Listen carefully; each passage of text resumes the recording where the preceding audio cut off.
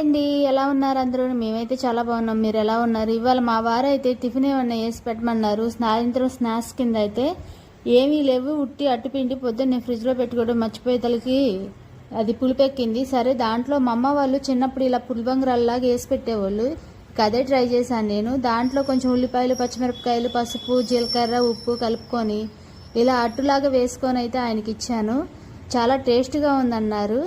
ఇలాంటి చిన్న చిన్న విషయాలు చిన్నప్పుడు జరిగిన భలే భలే గుర్తొస్తాయి కదండి. మీకు ఎలాంటి అనుభవం అయిందో నాకైతే కామెంట్ పెట్టండి. ఇలాంటి కొత్త కొత్త టిప్స్ ఉన్నా కూడా కామెంట్ పెట్టండి. నేనైతే ట్రై చేసి మీకు వీడియో పెడతాను. మా వీడియో కనుక నచ్చితే లైక్ చేయండి, షేర్ చేయండి, సబ్స్క్రైబ్ చేయండి. మా వారికి అయితే తీసుకెళ్ళి ఇస్తున్నాను, తిని ఏమంటారో చూడాలి.